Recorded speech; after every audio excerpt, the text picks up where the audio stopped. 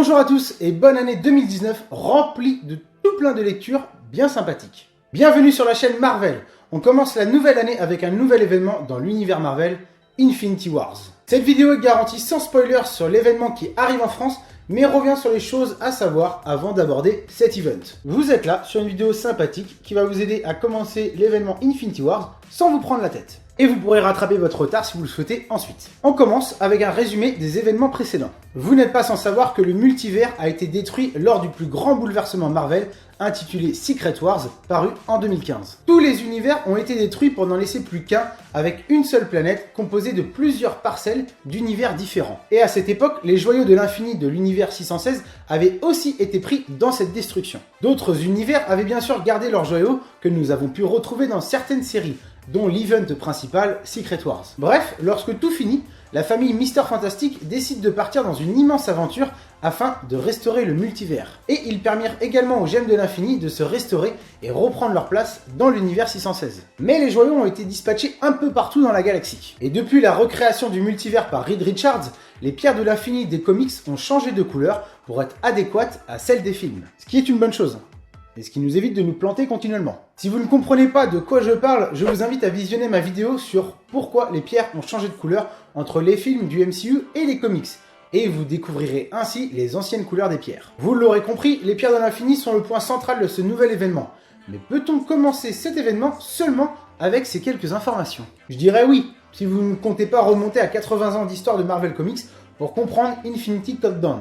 Mais il faut tout de même quelques petites lectures et connaissances en plus si vous souhaitez pleinement vous intégrer dans l'univers Marvel à cette période. Surtout que ce numéro est composé de 4 séries, mais qui vous intègre facilement dans l'univers et sur ce qu'il a pu se passer précédemment. Et le manque à combler est en début et fin de livre pour alléger vos lacunes sur l'univers Marvel.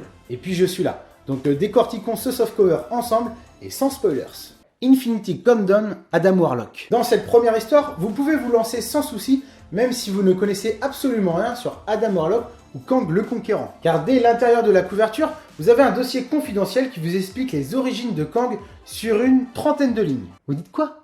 Plus efficace que les chroniques de Marvel? Non mais, arrêtez! Je veux pas déjà te virer. Et dans cette histoire, je vous le dis, Kang compte les origines et aventures d'Adam Warlock sur quelques pages. Vous connaissez désormais les deux protagonistes de cette histoire, vous n'avez plus qu'à vous lancer. Mention spéciale à l'hommage fait sur Jack Kirby. Dans l'immense collection de Kang, nous pouvons apercevoir de nombreuses reliques de l'univers Marvel, mais également la table de dessin de Jack Kirby. Merci Jerry Dugan et Michael L. Reid pour cet hommage. Infinity Countdown Prime. Pour cette deuxième histoire, on s'intéresse de plus près à toutes les personnes possédant en ce moment les pierres de l'infini. C'est l'histoire qui fait le point pour bien vous lancer dans l'aventure. À lire absolument. Comme vous pouvez le voir sur la couverture, nous observons plusieurs personnages possédant les joyaux. Mais je tiens tout de même à vous faire un résumé de la situation à travers cette vidéo. Celle-ci contenant des spoils sur les emplacements et les propriétaires des joyaux actuellement, je vous invite, si vous le souhaitez, à passer votre tour et sauter directement cette partie. Mais je ne peux pas vous donner plus d'infos sur les récents événements sans dévoiler qui détient les joyaux actuellement au début de cette aventure. C'est parti pour la séquence spoil. 3, 2, 1. On commence avec le joyau de l'espace. Il a été le premier à se manifester et est pris pour cible par le géant Snost, sous les ordres de Loki. Ce géant a été tué par notre Wolverine ressuscité qui revendique le joyau de l'espace. Vous pourrez retrouver le Griffu dans sa nouvelle série Le Retour de Wolverine, dès le mois prochain dans le Fresh Start avec Wolverine numéro 1. Et découvrir enfin la façon dont il est revenu à la vie. Pour l'avoir déjà lu, c'est très sympa. J'ai beaucoup aimé. En attendant que l'on en parle le mois prochain, dans une autre vidéo, vous pouvez retrouver Logan avec le joyau de l'espace dans le prologue de Marvel Legacy. Et si vous êtes nouveau et désirez en connaître plus sur les derniers événements, il suffit de lire La mort de Wolverine avant, dispo en Marvel Deluxe pour comprendre ce qui est arrivé à notre Griffu ces 3 dernières années. Pour la seconde pierre, c'est Turk Barrett, un méchant récurrent de l'univers de Daredevil qui trouve ensuite la gemme de l'esprit. Ce bandit, également présent dans la série Netflix, s'en sert à des fins personnelles et malhonnêtes. Donc ça fait déjà 2 pierres sur Terre. Une version géante de la pierre du pouvoir est apparue sur la planète inhabitée appelée Xintang. Après sa découverte, les gardiens de la galaxie et le Nova Corps collaborent pour la garder en leur possession. Mais difficile de la cacher, vu sa taille gigantesque. Il a merdé sur ce coup-là, Reed. Carol Danvers, alias notre Captain Marvel désormais, a ensuite trouvé le joyau de la réalité. D'ailleurs, dans une réalité parallèle inconnue. Ça c'est bizarre. Ou habituel pour ce joyau. Ouais, je sais pas. Ensuite, on a découvert que le Joyau du Temps avait restauré la planète Sakaar. Cette fameuse planète que nous avons pu découvrir et voir détruire dans Planète Hulk. Juste une des meilleures histoires de notre colosse de jade.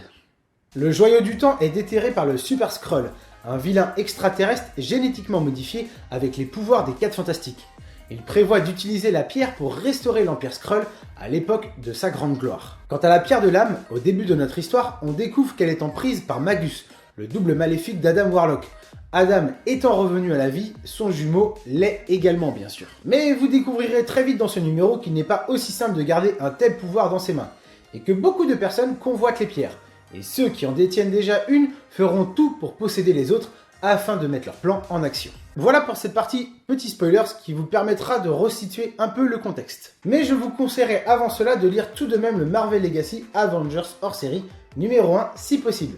Ce comics fait la liaison directe entre le début du Legacy et ce qui nous amène aux événements actuels, puis au Fresh Start le mois prochain. Bien sûr, vous pouvez lire toutes les séries Legacy parues entre temps en softcover, mais ça fait peut-être pas mal de retard à combler pour ceux qui veulent commencer juste par Infinity Wars. Le Avengers hors série numéro 1 est une bonne introduction pour bien comprendre ce qui nous amène à la suite. Ça est ce que je vais vous présenter maintenant. Infinity Countdown chapitre 1.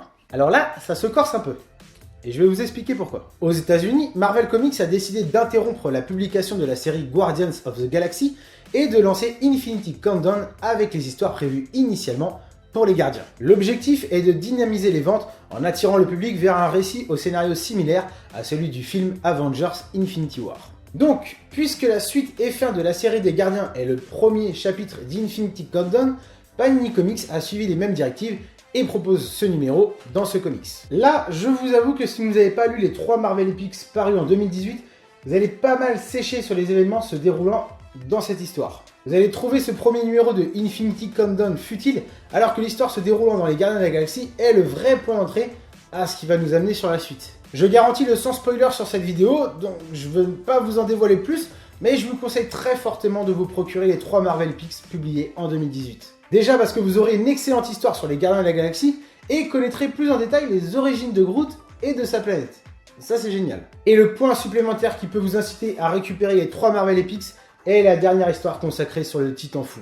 J'ai nommé Thanos. Et on en parle tout de suite. Thanos annual. Ensuite vous avez ce qui est pour moi la meilleure période de Thanos dans les comics. En ce premier Infinity Wars en France, nous avons droit au dernier Thanos annual. Les annuals sont des histoires courtes sur quelques anecdotes de la vie de Thanos dans le cas présent, et qui sont racontés cette fois par le Ghost Rider cosmique. Très sympa, mais pas le plus important. Il faut suivre la série précédente de Donny Cates dans les Marvel Events pour bien kiffer, d'où l'importance de ces comics. Et alors, celle des aventures du temps fou créée précédemment par Jeff Lemire, une série très torturée, très sombre, qui revient en Marvel Deluxe dès le mois prochain et réunit l'intégralité de la mini-série. À ne manquer sous aucun prétexte. C'est mon plus gros coup de cœur de ces 2 dernières années chez Marvel. Dans ce Deluxe, vous en découvrirez encore plus, beaucoup plus sur le Titan fou. Et dans les 3 Marvel Epics, vous ferez la connaissance du Ghost Rider cosmique et une belle possible fin de Thanos.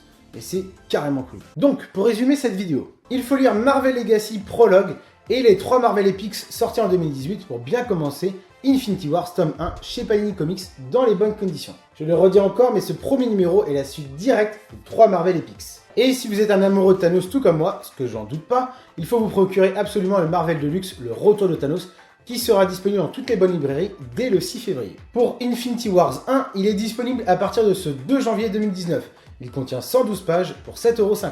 De plus, à partir de ce premier numéro et sur 6 autres qui arriveront les 3 prochains mois, Panini Comics vous présente une série de croquis exclusifs à collectionner, réalisés par les grands artistes français à avoir travaillé pour la Maison des Idées. Le premier sketch sur Thanos est de Paul Renaud, et il est à collectionner dans ce premier numéro d'Infinity Wars.